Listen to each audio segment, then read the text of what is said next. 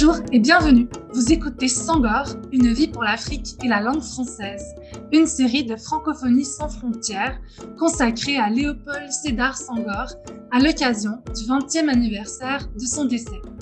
Durant 6 épisodes, nous plongerons dans la riche existence de ce personnage phare de la francophonie, tout à la fois homme de lettres, chef d'État et citoyen engagé. Le voyage à travers son illustre parcours sera présenté par M. Anthony Glaise, agrégé de lettres classiques, grand admirateur de Léopold Sédar Senghor et de son œuvre. À sa voix viendra se joindre celle de James Osney pour la lecture des extraits de poésie et celle de Jean-Florentin Akbona pour la lecture des citations. Aujourd'hui, pour l'ultime épisode consacré à Léopold Sédar Senghor, qui s'intitule « La mort d'un sage », nous allons clore la traversée de son univers en abordant l'héritage de ce grand homme. Sans plus attendre, pour une dernière fois, entrons dans son monde. Monsieur Glaise, la parole est à vous.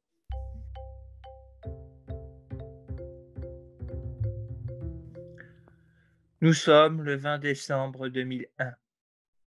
C'est un jour de deuil pour le Sénégal, pour la France, pour la francophonie tout entière. Léopold Sédar Senghor vient de s'éteindre à Verson, à l'âge de 95 ans. Les hommages viennent évidemment de partout. Kofi Annan, secrétaire général de l'ONU, vante le champion de la dignité africaine et du dialogue entre civilisations. Abdou Diouf, l'un de ses plus proches collaborateurs et son successeur à la présidence du Sénégal, déplore la perte d'un homme de vision, d'action, d'équilibre et de sagesse.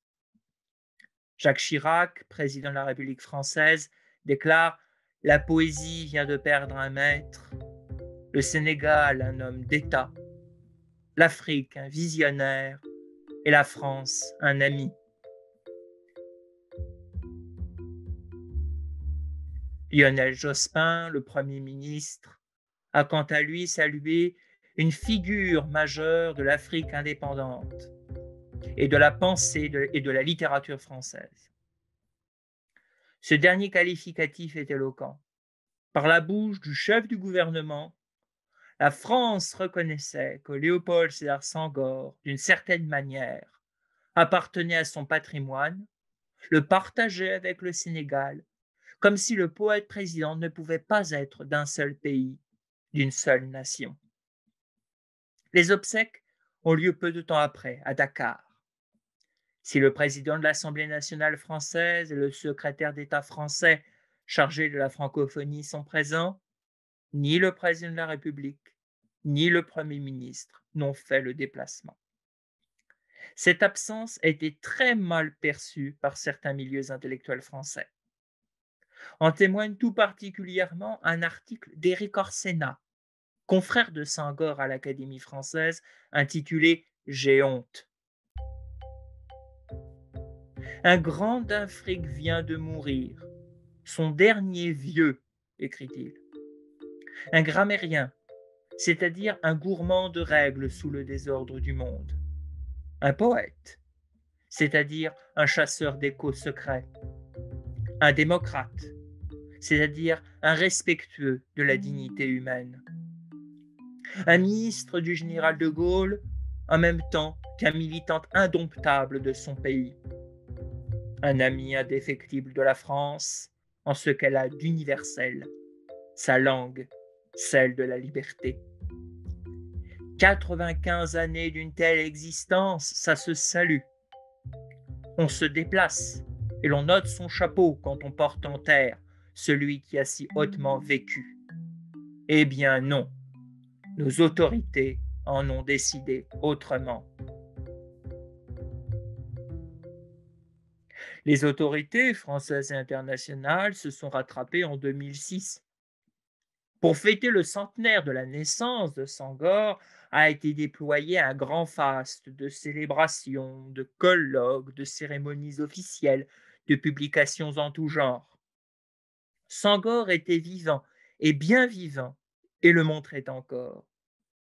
Tout cela sous les yeux de son épouse Colette, sa chère Colette, qui a partagé avec lui tous les honneurs, les ministères, la présidence, l'académie, le prestige intellectuel du vieux sage sénégalais.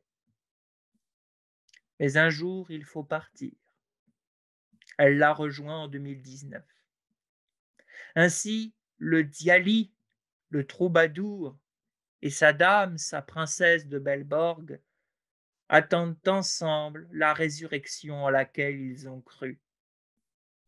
L'œuvre sangorienne, quant à elle, vit toujours et s'ouvre à nous pour nous permettre de penser notre époque, notre passé, notre présent et notre avenir ensemble, unis autour de la langue française. Loin de cultiver un cosmopolitisme techniciste qui aboutirait à une standardisation des identités culturelles, Senghor a plaidé sa vie durant pour un cosmopolitisme éclairé qui n'oublie pas l'irréductible singularité des identités, mais ne s'enferme pas non plus dans la condescendance ou les revendications agressives. Ni mondialiste, ni identitaire, la pensée sangorienne du rapport à l'autre s'est construite par la nuance, non sans imprécision ni tentative d'alliance des contraires. Il est du privilège du précurseur de ne pas avoir un système qui sort tout armé et casqué, tel Athéna de la tête de Zeus. On peut donc pardonner à Senghor de s'être parfois sans doute trompé, d'avoir péché par excès de système. Son œuvre n'en est pas moins précieuse.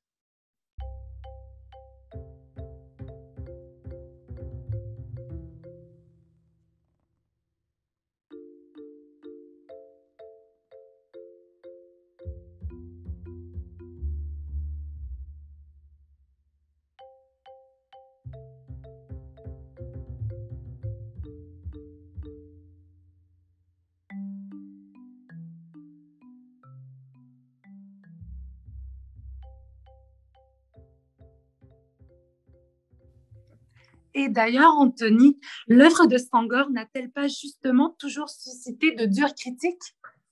Absolument. Senghor n'a pas été préservé des violences de la reine intellectuelle. La stature même de l'homme et de son œuvre en a même fait une cible privilégiée pour tous ceux qui critiquaient la négritude, la vie politique au Sénégal ou la francophonie. Sa gestion autoritaire de la crise politique de décembre 62, qui a abouti, je le rappelle, à l'emprisonnement de son Premier ministre Mamadou Dia, son élection à l'Académie française, signe, selon certains, de son tropisme français et de son complexe d'infériorité, autant d'actions qui ont suscité la critique, l'incompréhension ou le rejet. Cela peut aller de la formule assassine, comme celle qu'a utilisée le président ivoirien Félix Houphouët-Boigny à propos de Senghor en le qualifiant de français peint en noir, ce qui n'a pas empêché l'estime réciproque des deux chefs d'État, à la critique sur le fond, comme celle qu'a entreprise en son temps l'écrivain et metteur en scène nigérian Wole Soyinka en écrivant de manière provocatrice: le tigre ne parle pas de sa tigritude, mais manifeste celle-ci en sautant sur sa proie. Par là, Soyinka reprochait à Senghor d'accorder trop de place à la spéculation au détriment de l'action politique directe qui viendrait manifester la négritude au monde. Fidèle à lui-même, Senghor a répondu avec courtoisie: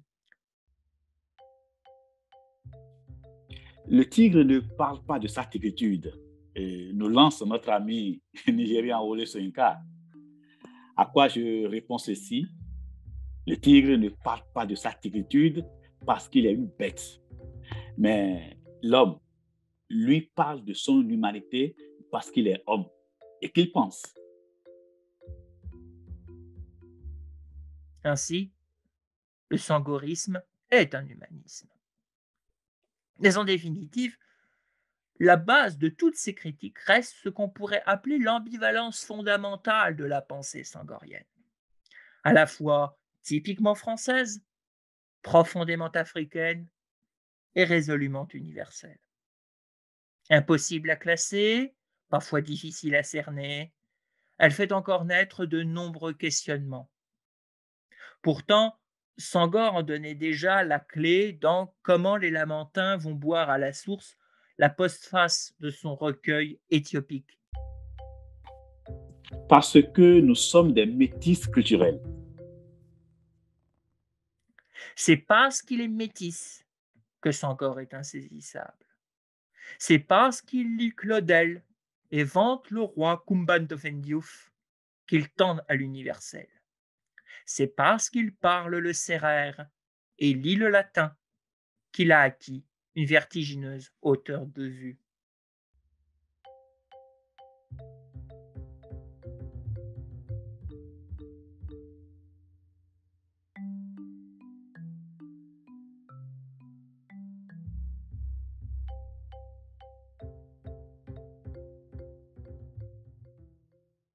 D'après vous, Anthony Glaise, que doit-on retenir de l'œuvre de Léopold Sédar Senghor? S'il y a deux messages à retenir de l'œuvre de Senghor, ce sont les suivants. L'importance fondamentale de la culture et de l'éducation dans le champ politique, l'articulation du particulier et de l'universel. Je laisse le soin aux Sénégalais de nous dire ce qu'a été le président Senghor dans la vie politique et économique de leur pays. Je retiendrai seulement pour ma part qu'il a été l'un des principaux acteurs de l'indépendance, qui ne s'est pas produite selon ses projets ni selon ses vœux, mais dont il a su tirer le meilleur pour son pays. Il a surtout été celui qui a mis en place les fondements du système éducatif sénégalais tel qu'il est aujourd'hui. Son souci constant de la culture et de l'éducation a construit son action politique et en a fait l'un des héros de la culture africaine dans le monde. Quant à l'articulation du particulier et de l'universel, un fait me semble tout à fait représentatif. En 1988, Léopold Sédar Senghor publie Ce que je crois aux éditions Grasset. Senghor décide d'ouvrir cet ouvrage par un très long chapitre sur les origines de l'homme et de nombreux développements sur la paléontologie et sur ses apports à la connaissance de l'histoire de l'humanité. Ce chapitre peut surprendre le lecteur, et il m'a surpris. Quelle en est l'utilité alors que Senghor n'a rien de paléontologue? On peut trouver la réponse à cette question dans ce que nous disions à l'instant. Si Senghor accorde une telle place à ce chapitre, c'est qu'il y retrace les origines mêmes de l'humanité et de la civilisation. Le fait que l'humanité soit née en Afrique semble confirmer Senghor dans ses intuitions. À travers sa fierté d'être africain et la revendication de sa négritude, c'est l'origine de l'humanité tout entière qu'il met en valeur, comme si sa négritude devenait le terreau même de sa civilisation de l'universel, pensant ainsi les rapports entre le singulier et le divers. Il nous faut donc reprendre la négritude telle que la conçoit Senghor. Alors que nombreux sont ceux à postuler que la défense d'une identité, quelle qu'elle soit, conduit à rejeter toute influence extérieure et même toute trace d'influence, Senghor nous transmet un message fort. Nous sommes des êtres d'influence. Nous ne cessons d'être influencés, et lui le premier, par des lectures, des œuvres, des idées. Néanmoins, il est possible de construire une identité singulière tout en acceptant et en assimilant les influences que nous avons reçues, fussent-elles étrangères. Senghor ne s'est pas assimilé la langue ou la culture française. Il se l'est approprié. Il en a fait quelque chose d'à la fois proche et différent, familier et profondément autre. Senghor n'est pas Rimbaud, mais c'est un lecteur intelligent et assidu de Rimbaud. Je est un autre, pour résumer tout un aspect de la vie intellectuelle senghorienne.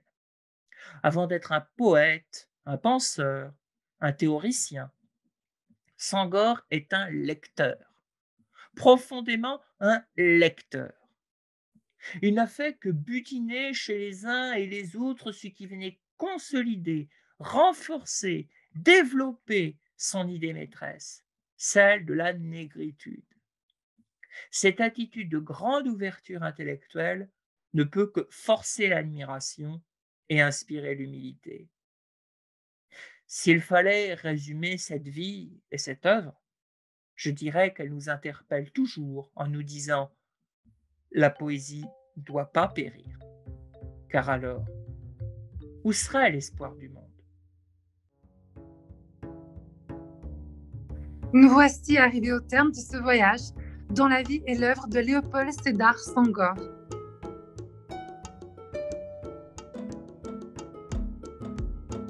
Titre de la série Senghor, une vie pour l'Afrique et la langue française. Titre de l'épisode La mort d'un sage.